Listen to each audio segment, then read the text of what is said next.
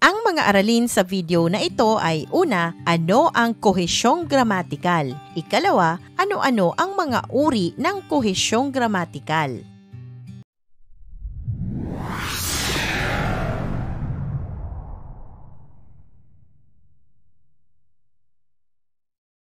Dumako na tayo sa unang bahagi ng ating aralin. Ano nga ba ang kohesyong gramatikal? Ang kohesyong gramatikal ay tumutukoy sa ugnayan at pagkakabuo ng mga pangungusap sa loob ng isang teksto gamit ang tamang estruktura ng gramatika.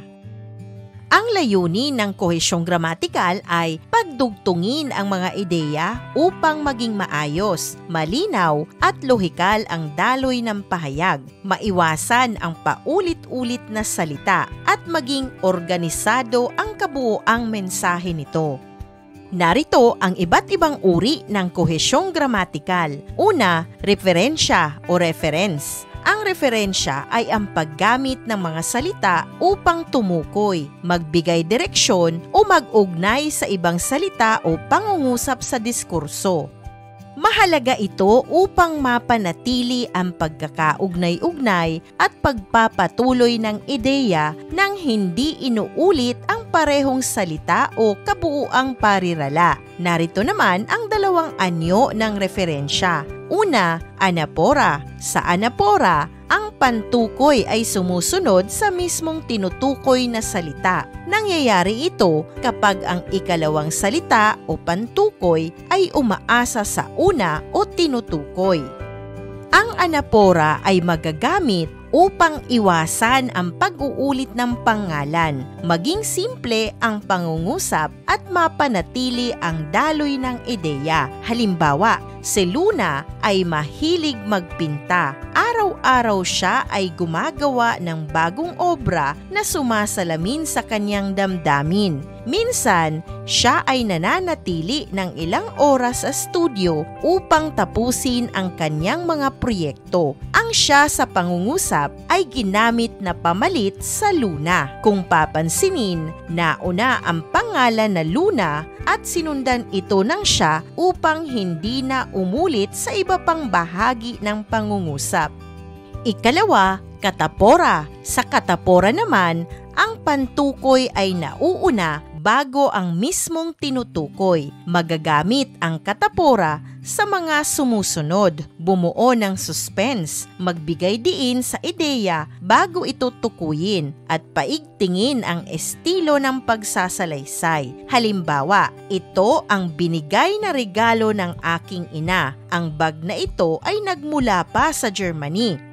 Ikalawang uri ng kohesyong gramatikal ay substitution. Ito ay ang pagpapalit ng salita o parirala upang hindi maulit ng paulit-ulit ang parehong salita o pahayag sa loob ng isang pangungusap o talata. Mahalaga ang substitution upang gawing natural at magaan ang wika. Narito ang mga uri ng substitution. Una, nominal na substitution. Ito ay pamalit sa pangalan o noun phrase.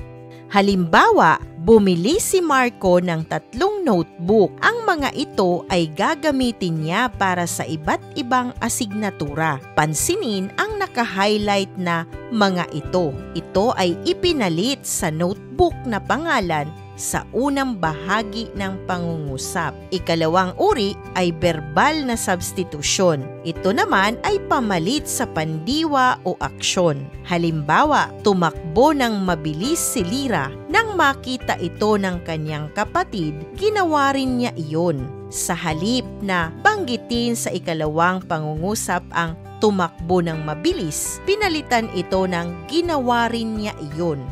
Ikatlong uri ay pangalaping substitution o pronominal substitution. Ginagamitan ng panghalip na panao o panghalip panuri upang pumalit sa buong ideya o parirala. Halimbawa, gusto mo ba ng tsokolate? Tanong ni Ana. Oo, iyon ang paborito ko, sagot ni Mina. Yung salitang iyon ay ipinalit sa tsokolate.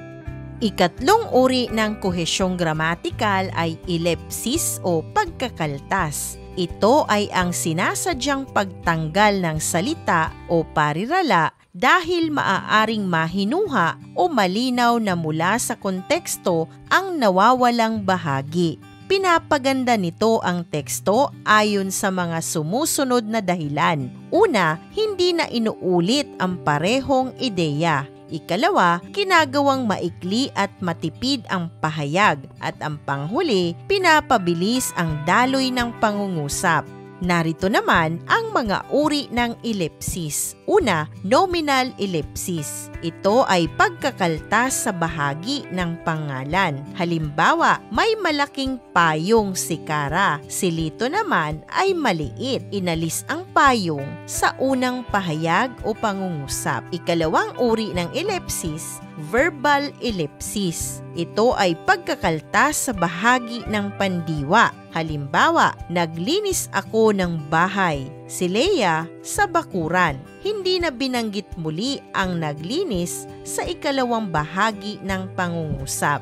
Ikatlo, ang clausal ellipsis. Ito ay pagtanggal ng kabuuang pangungusap o sugnay. Halimbawa, pupunta ka ba sa piyesta? Siguro, inalis na ang pupunta ako. Ikaapat na uri ng kohesyong gramatikal ay koneksyon o conjunction. Ito ang paggamit ng mga pang-ugnay na nagdudugtong ng mga salita, parirala, pangungusap o sugnay. Mahalaga ang koneksyon dahil pinapalawak nito ang pangungusap. Pinapalinaw ang relasyon ng mga ideya at higit sa lahat, pinapakita ang lohikal na pagkakasunod-sunod.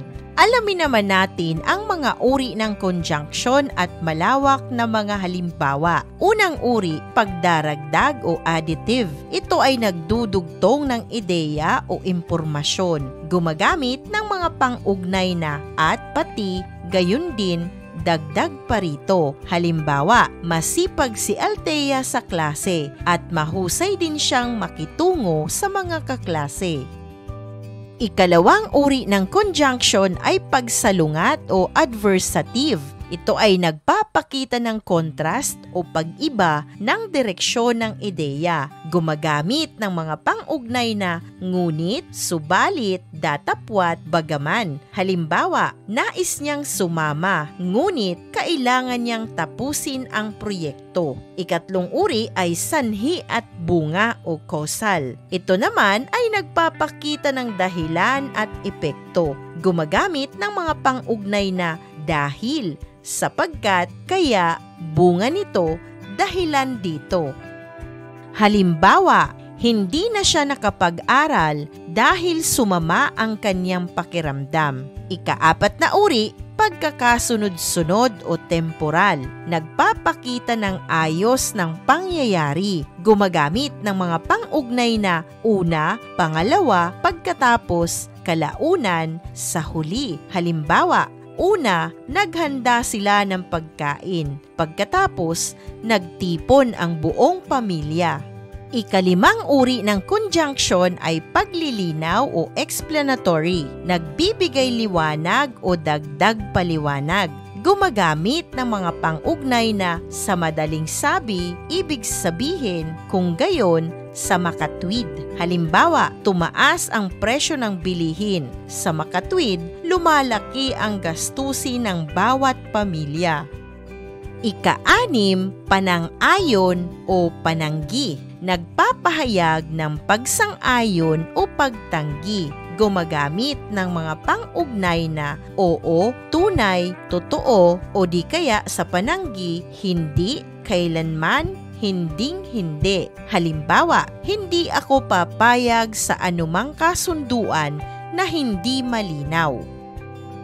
Isang mahalagang aralin muli ang iyong napanood. Maraming salamat sa panonood sa channel na Aralin sa Filipino. Huwag mag-atubiling mag-comment ng inyong tanong, suggestions o paglilinaw ukol sa aralin.